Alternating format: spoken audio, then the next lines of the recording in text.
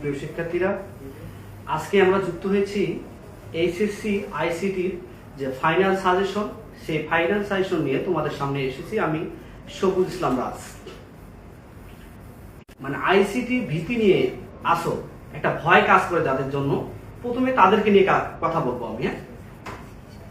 প্রথমে তাদেরকে নিয়ে কথা বলবো যে যারা অতি মাত্রায় আইসিটিকে ভয় নিয়ে ভাবেন, তাদেরকে আমি বলবো যে আপনারা বেশি কিছু ফোকাস করার দরকার নাই, আপনারা সহজ অধ্যায়গুলোকে টার্গেট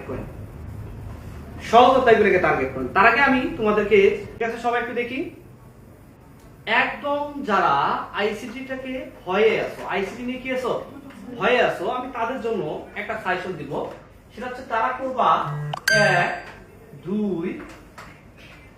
3 এর প্রথম অংশ এবং 6 অধ্যায়। এই চারটা যদি করো তাহলে তুমি 4টি সিকিউ লিখতে পারবা। কয়টি সিকিউ লিখতে পারবা? 4টি সিকিউ লিখতে পারবা। কেমন?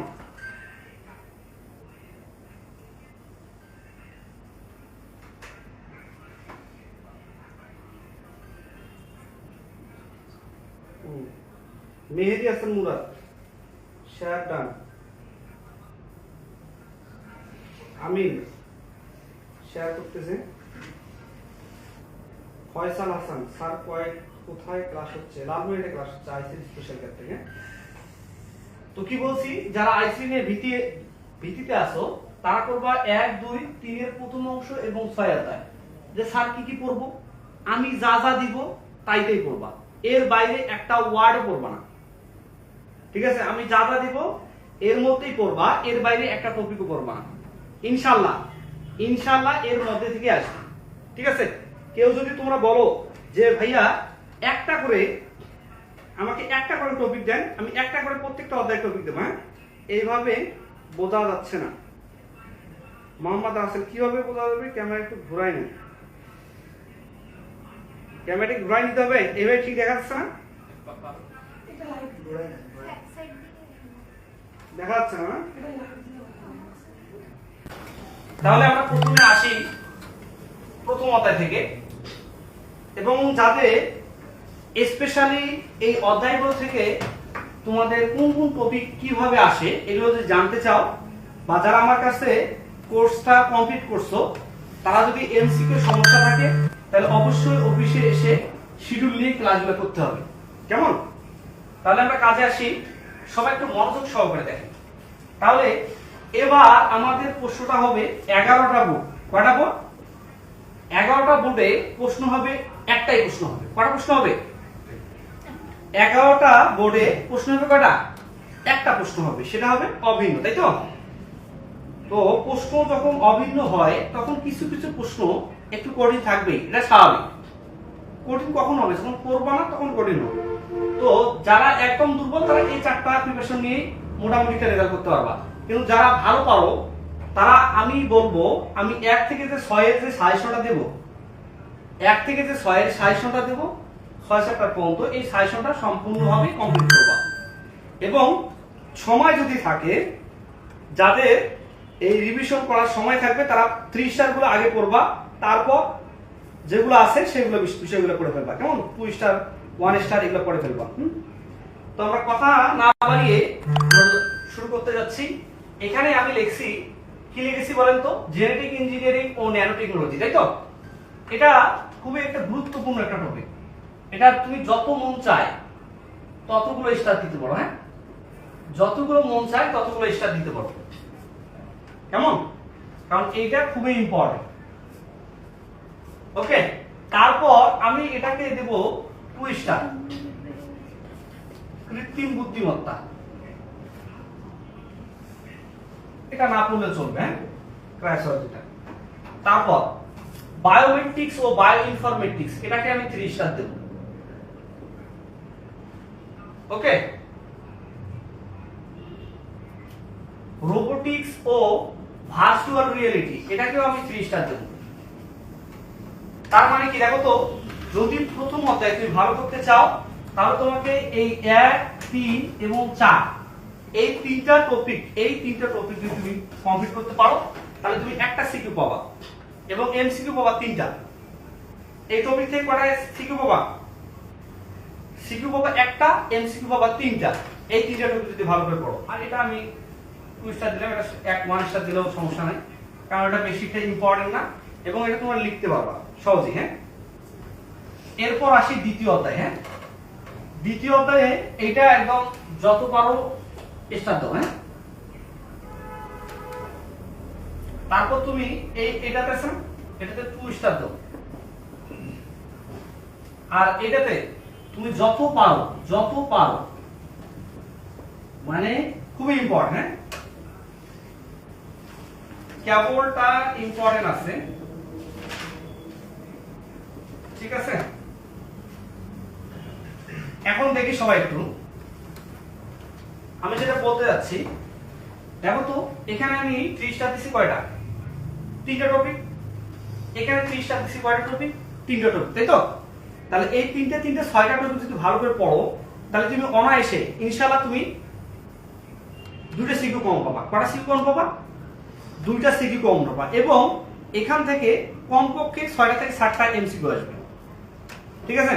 আমি আরো বলছি যে যারা এমসিকিউ নিয়ে একটু প্রেশারিতে আছো, তারা অবশ্যই, যারা লালমেটের স্টুডেন্ট, আমার পেইড বেসের স্টুডেন্ট ছিলাম, তারা অবশ্যই অফিসে যোগাযোগ করে এমসিকিউ যদি কোনো সমস্যা থাকে, কোনো অধ্যায়ের সমস্যা থাকে, তারা অবশ্যই আমার সঙ্গে যোগাযোগ করবা, ঠিক আছে। তাহলে আমি পরবর্তী কাজে আসি, কেমন? তাহলে আমরা ভাই লেখাগুলো একটু কম বোঝা যাচ্ছে। ফয়সাল হাসান, এই সবার ক্ষেত্রে কি সেট?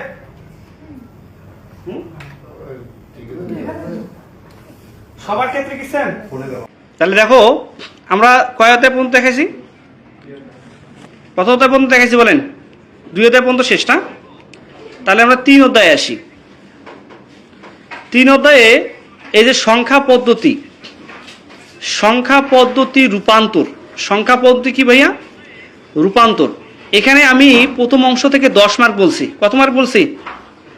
10 মার্ক। প্রথম অংশ থেকে কত মার্ক বলছি ভাইয়া? এমসিকিউ 2 দিন ক্লাস নিলে ভালো হয়। হ্যাঁ, যদি নিলে ভালো হয় তাহলে অবশ্যই নেব। ভাইয়া লেখা ক্লিয়ার না, এখনো কি ক্লিয়ার না? দেখো তো, দেখো এখানে বলছি কি, দেখো তো, এই যে সংখ্যা পদ্ধতি আছে না, সংখ্যা পদ্ধতি রূপান্তর। আমি যে রুল করাইছি না ভাইয়া, এই রুল 1 থেকে 1 2 3, রুল 1 2 3, এই কারো সাউন্ড অনুসারে সাউন্ড করুন। এই দেখো, তাহলে এখানে কি বলছি? রূপান্তর রুল 1 2 3, এই রুল 1 2 3 পড়বা এবং 2 এর পরিপূরক পড়বা। আর আমি সৃজনশীল নিয়ম 1 2 3 যে পড়াইছি, এর বাইরে একটা প্রশ্ন আসবে না। আমি কি বলছি? কি বলছি? সংখ্যা পদ্ধতি রূপান্তর, 2 এর পরিপূরক, গাণিতিক সমস্যা এবং সৃজনশীল নিয়ম 1 2 3, এর বাইরে একটা প্রশ্ন আসবে না। এর বাইরে একটা প্রশ্ন আসবে না, লিখে নাও। এর বাইরে প্রথম অংশে কোনো প্রশ্ন আসবে না। আমি যে তোমাদের হাতে ধরে ধরে সৃজনশীল নিয়ম 1 2 3 পড়িয়েছি, এর বাইরে একটা প্রশ্ন আসবে না। কথা কি বুঝতে পেরেছি? এর বাইরে কোনো প্রশ্ন আসবে না প্রথম অংশে। যারা এখনো শুরু করতে পারো নাই বা ভালো করে পড়াশোনা করতে পারো নাই, তাদের জন্য বলবো তোমরা এই রুল 1 2 3 এবং সৃজনশীল 1 2 3 এটা একদম মাস্ট বি পড়বা। এখান থেকে 10-এ 10, প্রথম অংশ 10-এ 10, এবং এরপরে তোমাদের যে প্রশ্নটা আসবে দ্বিতীয় অংশ থেকে, তাই তো? এরপর কোন অংশ থেকে প্রশ্ন আসবে? দ্বিতীয় অংশ। একটু দেখি, এদের ডিকোডার এনকোডার না, আমি এটাকে প্রেফার করব না। তোমরা এখানে সবচেয়ে বেশি করে পড়বা, এখানে বেশি করে পড়বা হচ্ছে তোমরা হাফ এডার ও ফুল এডার সম্পর্কিত যে প্রশ্ন আছে, হাফ এডার ও ফুল এডার সম্পর্কিত যে প্রশ্ন আছে, এই প্রশ্নটা সব থেকে বেশি পড়বা। মানে হাফ এডার এবং ফুল এডার এই টপিকটা সব থেকে বেশি পড়বা। তারপর কি বলছি এখানে, যে ন্যান্ড গেট এর সার্বজনীয়তা ও গেট দ্বারা বাস্তবায়ন, ন্যান্ড ও নরের সার্বজনীয়তা ও বাস্তবায়ন। তাহলে ন্যান্ড গেট দ্বারা বাস্তবায়ন এবং নর গেট দ্বারা বাস্তবায়ন, এই দুটো নিয়ম ভালো করে জানতে হবে। নিয়ম ভালো জানলেই অঙ্ক করতে পারবা। তারপর তোমাদের সত্যক সারণী থেকে সার্কিট অঙ্কন করো, সরলীকরণ, ঠিক আছে? এগুলো বেশি বেশি পড়তে হবে। তাহলে সবথেকে বেশি পড়বা কোনটা? হাফ এডার দ্বারা ফুল এডার বাস্তবায়ন আর ন্যান্ড ও নর গেটের সার্বজনীয়তা ও সে সকল গেট দ্বারা বাস্তবায়ন। আমরা পড়ি নাই যে কোনো একটা সমীকরণ দেওয়া আছে তাকে ন্যান্ড গেট দ্বারা বাস্তবায়ন, নর গেট দ্বারা বাস্তবায়ন, ঠিক আছে। একই তারা দেখা যায় না ভাইয়া, সবার কি একই সমস্যা একটু আমাকে জানান তো। হাফসামনি আসসালামু আলাইকুম। ওয়ালাইকুম আসসালাম। দেখো এটা কি আসলে কি ঠিকঠাক দেখা যাচ্ছে না? সবার ক্ষেত্রে কি একই বলো তো আমাকে।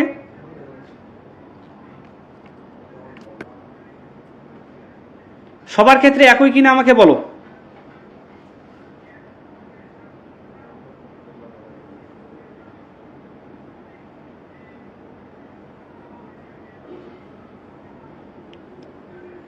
দেখা যাচ্ছে, হ্যাঁ। তাহলে তাহলে তোমরা কি করবা, প্রথম অংশে তৃতীয় অধ্যায় প্রথম অংশের ক্ষেত্রে কি পড়বা, একই বলছি বলেন। প্রথম অংশের মধ্যে সৃজনশীল 1 2 3 যা করিয়েছি এর বাইরে একটা প্রশ্ন করার দরকার নেই। যেমনি পড়াইছি ওই নিয়ম ওই ধাঁচেই পড়বেন। এমনও হতে পারে যে হুবহু কমন পাবেন ইনশাল্লাহ। হ্যাঁ, দেখা যাবে সাব্বির। ওকে, তাহলে দেখো তো ক্লিয়ার আছে ভাইয়া। ওকে, থ্যাংক ইউ। দেখা যাচ্ছে তো, হ্যাঁ রাসেল, থ্যাংক ইউ ভাইয়া।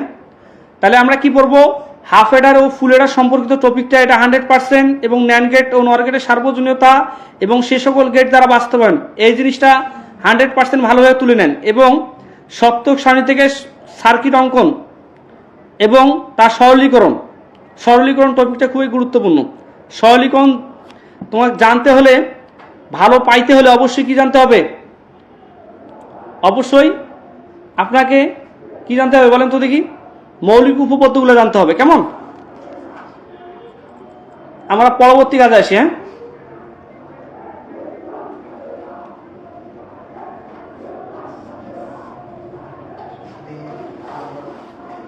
হ্যাঁ, আমরা কাজে আসি। হ্যাঁ, বাইরে হয়তো দেখা যাচ্ছে ভাইয়া, যাদের নেট সমস্যা তাদের দেখা যাচ্ছে না, পবিত্র। হ্যাঁ ঠিক আছে ভাইয়া। তাহলে তোমরা এরপরে যে টপিকটা পড়বা হাইপারলিঙ্ক, চতুর্থ অধ্যায় 10 মার্ক থাকবে ভাইয়া। 10 মার্ক বলতে আমি সিকিউর কথা বলতেছি। হ্যাঁ, 10 মার্ক থাকবে। কোথায় থাকবে 10 মার্ক? এইচটিএমএল 10 মার্ক থাকবে। তার মধ্যে এখানে হাইপারলিঙ্ক ও ইমেজ যুক্ত এই টপিকটা খুবই গুরুত্বপূর্ণ। এই টপিকটা এবং টেবিল সম্পর্কিত ট্যাগ,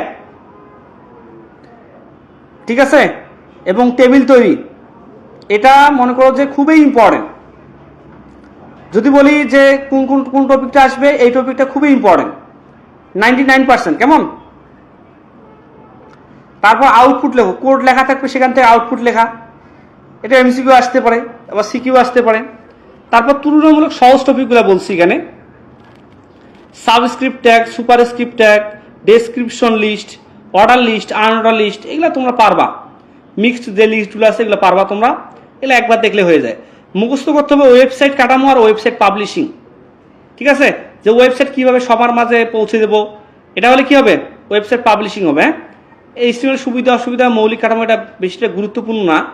তারপর দেখো স্ট্যাটিক ও ডাইনামিক ওয়েবসাইটের পার্থক্য। হ্যাঁ, এটা খুবই গুরুত্বপূর্ণ, এটা খুবই গুরুত্বপূর্ণ। ওয়েবসাইট কাঠামোটাও গুরুত্বপূর্ণ, পড়ে ফেলতে হবে। এটা মুখস্থ টাইপ, তো এই পড়াশোনাগুলো আছে মুখস্থ টাইপ, এগুলো পড়ে ফেলতে হবে। স্ট্যাটিক ও ডাইনামিক ওয়েবসাইটের পার্থক্য যদি কারো না থাকে, ভালো করে লেখা বা গোছানো না থাকে, তাহলে সে অবশ্যই আমাকে নক দিবা। আমি এটার সুন্দরভাবে নোট করা আছে, যেটা সহজে তোমরা বোধগম্য বুঝতে পারবা। যারা যারা মানে লেখা নাই, যাদের খাতায় লেখা নাই বা লিখে নাও নেই, তারা আমাকে মেসেজ দিও। কেমন, এরপর আমরা আসবো প্রোগ্রামিং। দেখো প্রোগ্রামিং সবাই ভয় পায়, ম্যাক্সিমাম স্টুডেন্টরাই ভয় পায়। ভয় পাওয়ার কিছু নেই এখানে। যারা তোমরা আমার ক্লাস করেছো তারা জানো আসলে কত সহজ, ঠিক আছে। তাহলে আমরা শুরু করি পঞ্চম অধ্যায়। আমি তোমাদেরকে পঞ্চম অধ্যায় তোমাদের আমি দুইটা টপিক বলবো। হ্যাঁ, দুটো টপিক বলবো, এর বাইরে প্রশ্ন আসার সম্ভাবনা একদম নেই। এর বাইরে প্রশ্ন আসার সম্ভাবনা একবারই নেই। যদি আসে সেটা হচ্ছে ব্যতিক্রম, ঠিক আছে। সেই টপিক দুটো কি কি? এই দুটো টপিক খুবই গুরুত্বপূর্ণ। একটা হচ্ছে ধারালুপ, এটা কি লুপ, ধারালুপ, আর আছে 3টি সংখ্যার মধ্যে বড় ছোট এই রিলেটেড যত প্রশ্ন আসে, ঠিক আছে, গ্রুপ করে থাকা, দল নির্ণয় করা, ঠিক আছে, এই রিলেটেড প্রশ্নগুলো সব থেকে বেশি আসে। ঠিক আছে, তারপরে তোমরা যেগুলো পড়বা যদি সময় থাকে তোমরা বাকিগুলো কিন্তু দিয়ে দিচ্ছি এখানে। ঠিক আছে, এখানে ধারা লুপ, লুপগুলো তো জানোই, এর সম্পর্কিত ফ্লো চার্ট, সি প্রোগ্রামিং, তারপর তুমি যোগ বিয়োগ করবা, এই যে আমি বলছি ছোট সংখ্যার মধ্যে বড় সংখ্যা, এই রিলেটেড প্রশ্নগুলা, তারপর লসাগু গসাগু, তাপমাত্রা সম্পর্কিত এবং ধনাত্মক সংখ্যা, জোড় সংখ্যা। ঠিক আছে, আমি সব থেকে বেশি গুরুত্ব দিয়েছি যে এই প্রশ্নটা এবং 1 এবং 3 এই দুটো জিনিস বেশি করে পড়বা, মানে আসার সম্ভাবনা সব থেকে বেশি। তারপর তোমরা পড়বা যে সংখ্যা যাচাইকরণ, ধনাত্মক না ঋণাত্মক, অধিবর্ষ। ঠিক আছে, এরই সম্পর্কিত যে প্রশ্নগুলো পড়াইছি সেগুলো পড়বা। এবং মুখস্থ টাইপ যে প্রশ্নগুলো আসতে পারে, মুখস্থ টাইপ যে পড়াশোনাগুলো আসতে পারে সেটা হচ্ছে কি একটা অনুবাদক প্রোগ্রাম।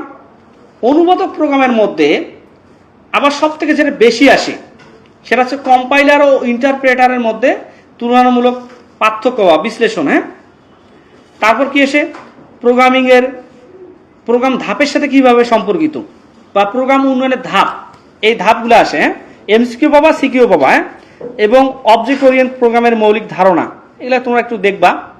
এখানে কোনগুলো বেশি বেশি পড়তে বলছে সেগুলো তো এখানে দেওয়া আছে, তোমাদেরকে পিডিএফটা দিয়ে দেবো।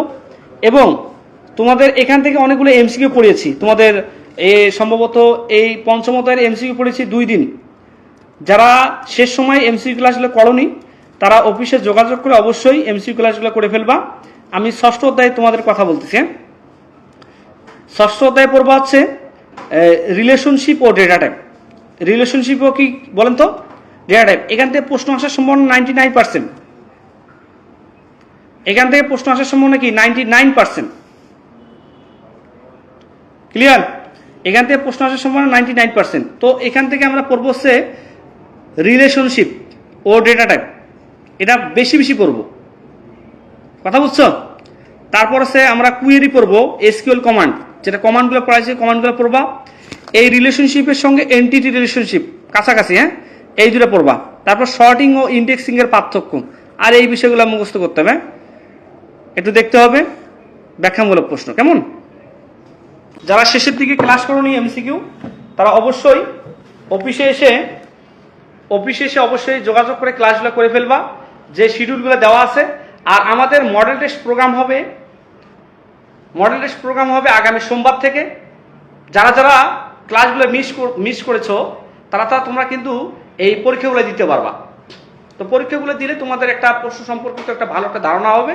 যারা যারা আমার পেজ ব্যাচে ছিল আর কি, যারা পড়েছো বিগত সময়গুলোতে, তোমাদের সাবজেক্ট আমি কমপ্লিট করে দিয়েছি, তারা অবশ্যই অফিসে যোগাযোগ করে পরীক্ষায় অ্যাটেন্ড করবা। হ্যাঁ, পরীক্ষা আগামী সোমবার থেকে হবে 11:30টার দিকে।